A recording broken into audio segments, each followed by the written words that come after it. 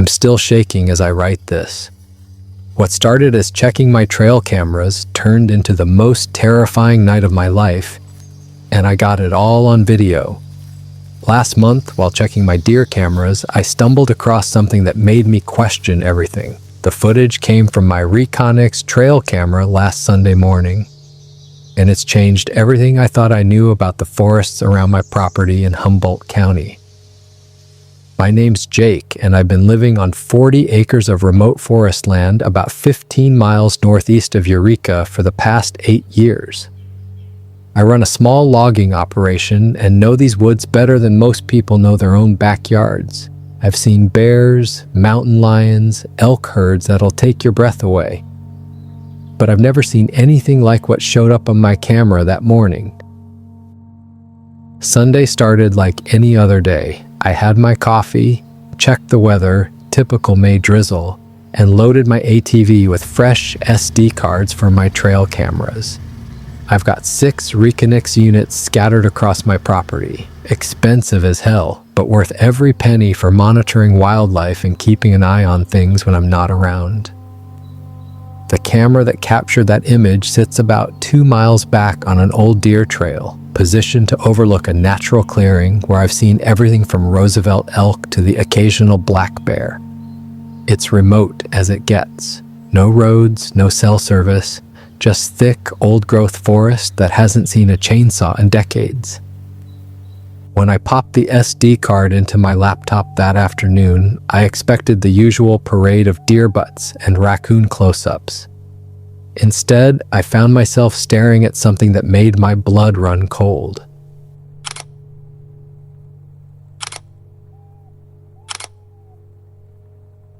There, clear as day in the pre-dawn light, stood a massive, upright figure. Not a bear on its hind legs. I know what that looks like. This thing was easily 7 feet tall, covered in dark fur, with proportions that were unmistakably humanoid, but absolutely not human. The timestamp read 4:23 a.m. The creature stood motionless for exactly 47 seconds across 3 consecutive images before disappearing back into the tree line. In the clearest shot, you can make out facial features, a heavy brow ridge, dark eyes that seem to look directly into the camera, and an expression I can only describe as intelligent, curious even. I must have stared at those images for 2 hours straight. My rational mind kept searching for explanations. Someone in a costume, a weird camera angle making a bear look human, some kind of digital glitch. But I've been using trail cameras for over a decade, and I know what's real and what's not. This was real. That night, I couldn't sleep. Every creak of the house settling, every branch scraping against the roof had me on edge. Around midnight, I made a decision that I now realize was either the bravest or stupidest thing I've ever done. I was going back out there with my video camera to get better evidence. I spent the next day preparing. I charged all my camera batteries, loaded my truck with camping gear, and told my neighbor Pete I'd be doing some night photography back in the woods. I didn't mention the trail camera image. Pete already thinks I'm half crazy for living out here alone, and talking about Bigfoot would have pushed him over the edge. Monday evening, I drove my Chevy pickup as far back as the old logging road would allow, then hiked the remaining mile to my camera location with 60 pounds of gear on my back. I set up camp about 100 yards from where the creature had been photographed, positioning myself with a clear view of the clearing while staying hidden in the brush. The plan was simple: wait, watch, and hopefully capture video evidence that would make the trail camera image look like a blurry snapshot. What actually happened was nothing like what I'd planned. The first few hours were peaceful, almost meditative. The forest at night has its own rhythm. The distant hoot of a great horned owl, the rustle of small animals in the underbrush, the gentle whisper of wind through the redwoods. I kept my Sony video camera ready, infrared illuminator switched on, scanning the tree line for any sign of movement. Around 11 p.m. things got quiet, Not normal forest quiet, dead quiet. Even the insects stopped their chirping. I've spent enough nights in these woods to know that when everything goes silent like that, it means something big is moving through the area, something big enough to make every other living thing shut up and take notice. That's when I heard the first stick break. It came from directly across the clearing, maybe 50 yards away, then another. Deliberate, measured footsteps.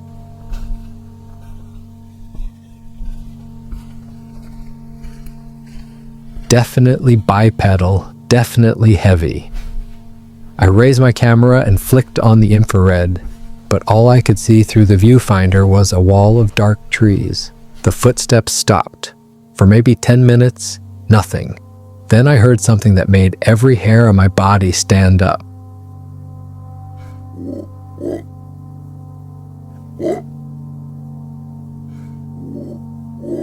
A low, guttural vocalization that was part growl, part whistle, and completely unlike anything I'd ever heard from a known animal. It seemed to come from multiple directions at once, like whatever was making the sound was moving in a wide circle around my position. I'd been holding my breath without realizing it.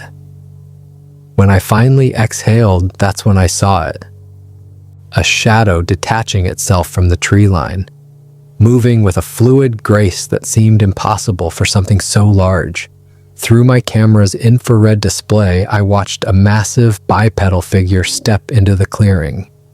It was him, the same creature from my trail camera, but now moving, breathing, alive in a way that made the static photograph seem almost quaint.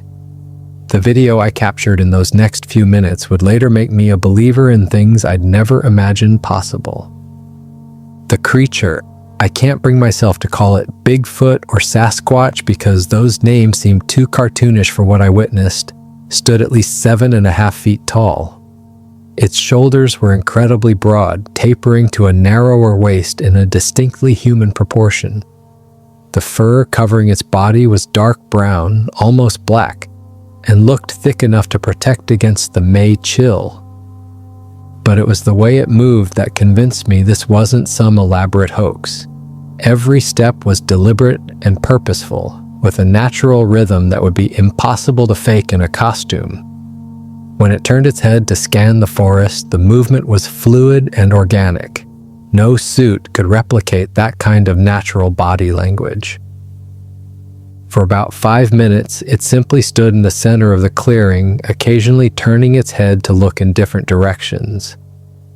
At one point, it seemed to look directly at my hiding spot. Even through the infrared display, I could see its eyes, large, dark, and undeniably intelligent. We stared at each other across 50 yards of forest floor, predator and prey sizing each other up, though I wasn't sure which one I was supposed to be. What happened next still gives me nightmares. The creature began walking directly toward my position, not wandering in my general direction, walking straight at me with the kind of purposeful stride that meant it knew exactly where I was hiding. My hands started shaking so badly I could barely keep the camera steady. Every instinct screamed at me to run, but I was frozen in place, mesmerized by what I was seeing. At 30 yards, I could make out individual features through the camera. Its face was a disturbing blend of ape and human characteristics. Heavy brow ridge like a gorilla, but a more pronounced nose and lips that looked almost human. Its arms were proportionally longer than a human's, but not quite ape-like. Everything about it seemed to exist in the uncanny valley between familiar and utterly alien. At 20 yards, it stopped and tilted its head, studying me with what I can only describe as curiosity. That's when I realized something that chilled me to the bone. This thing wasn't afraid of me. It was investigating me, like a scientist examining a particularly interesting specimen. I tried to remain perfectly still, but my breathing was so loud in the quiet forest that I might as well have been shouting. The creature took another step forward, then another. At 15 yards, I could smell it. a musky, wild scent like wet dog mixed with something else, something primal that triggered every evolutionary warning signal in my brain. That's when my camera battery died. The infrared illuminator went dark, and I was suddenly blind in the absolute darkness of the forest. I fumbled for my backup battery, hands shaking so badly I dropped it twice before managing to swap it out. When the camera flickered back to life, the creature was gone. Not walked away, gone. Vanished into the darkness like it had never been there at all. I sat there for another hour, heart hammering against my ribs, scanning the tree line for any sign of movement. Nothing. The forest had returned to its normal nighttime soundtrack as if the encounter had never happened. But I had it on video, almost 6 minutes of the clearest Sasquatch footage ever captured. When I finally worked up the courage to pack my gear and hike back to my truck, I discovered something that made my blood run cold. Fresh footprints in the mud around my vehicle. Huge, human-like prints with a stride length that had to be at least 4 feet. Whatever I'd encountered in the clearing had followed me back to the logging road. I drove home that night doing about 20 miles per hour, checking my mirrors every few seconds and jumping at every shadow. When I finally made it back to my house, I immediately transferred the video files to my computer and backed them up to 3 different drives. What I saw on the large screen was even more incredible than what I'd witnessed in person. The video quality was exceptional. HD footage with clear detail and no obvious signs of manipulation. You can see the creature's muscle definition through its fur, the way its chest rises and falls with each breath, even the slight variations in its gait as it walks across uneven ground. Most convincingly, you can see its reactions to sounds in the forest, the way its head turns when an owl calls, how it pauses when a branch breaks in the distance. I've shown the footage to 3 different video experts, and none of them can find any evidence of digital manipulation or costume work. The proportions are anatomically consistent throughout the entire sequence. The lighting and shadows match the environment perfectly, and the creature's movements display a natural biomechanics that would be nearly impossible to fake. But here's the thing that really convinced me. In one segment of the video, you can clearly see the creature's face and profile as it turns to look at something off camera. The facial structure is unlike anything in the known animal kingdom, more human than ape, but definitely not human. The expression it wears is one of intelligence and curiosity, not the blank stare you'd expect from someone in a costume. 3 days later, I went back to check my trail cameras. Every single one had been torn down and destroyed. Not damaged by bears or weather, systematically dismantled and scattered across the forest floor. The memory cards were missing from all 6 cameras, along with months of wildlife footage that represented hundreds of hours of my time. But that wasn't the strangest part. Carved into the bark of a large redwood near where my main camera had been positioned was a symbol. 3 parallel lines crossed by 2 perpendicular marks. It looked deliberate, purposeful, like a message or warning. I'd never seen anything like it before, and I've spent my entire adult life in these forests. The footprints around the destroyed cameras told the story. The same massive tracks I'd found around my truck, but now there were multiple sets. Whatever I'd encountered that night hadn't been alone. There was a family or group of them living in these woods, and my cameras had been monitoring their territory without my knowledge. Against my better judgment, I sent a shortened version of the video to a few so-called experts. Within days, I got plenty of answers, from obvious fake to just a guy in a gorilla suit. What's interesting, after my video somehow ended up to more people than I initially aimed for, a few of them actually wrote to me. Loggers, hunters, hikers, and campers from across the Pacific Northwest sharing encounters they'd never told anyone about. The details are remarkably consistent. Large bipedal creatures with human-like intelligence, living in family groups in remote forest areas, generally avoiding human contact, but occasionally observe when people venture too deep into their territory. A team from the Olympic Project contacted me last week wanting to investigate my property. I've agreed to let them set up some monitoring equipment, but only in specific areas. After what happened to my trail cameras, I'm not taking any chances with expensive research gear. The video evidence speaks for itself, but I needed more. Last weekend, I returned to the encounter site with casting material and managed to get plaster impressions of several footprints. The results are remarkable. 17-inch tracks with clear toe definition and dermal ridges that are consistent across multiple impressions. I've also been collecting hair samples from broken branches around the encounter site. DNA analysis is still pending, but preliminary examination under microscopy shows hair structure that's neither fully human nor matching any known North American mammals. The medulla pattern and pigment distribution are unlike anything in the comparative databases. What's really interesting is the behavior patterns I've started to document. Using motion sensor cameras positioned at a safe distance, I've recorded evidence of ongoing activity in the area. Tree structures that appear to be built rather than naturally formed, cleared pathways through thick underbrush, and what appears to be cached food supplies in hollow logs. These aren't random animal behaviors. They suggest planning, tool use, and social organization that point to a level of intelligence far beyond what we'd expect from an undiscovered primate species. 6 weeks have passed since that night in the forest, and my life has changed in ways I never expected. There are nights when I lie awake thinking about that moment when the creature looked directly at me through the camera. The intelligence in those eyes haunts me, not because it was frightening, but because it was so remarkably human. Whatever these beings are, they're not the mindless monsters portrayed in horror movies. They're something else entirely, something that challenges our understanding of human uniqueness and our place in the natural world. I've stopped going into the deep forest alone, not because I'm afraid of another encounter, but because I now understand that I'm the intruder in their territory.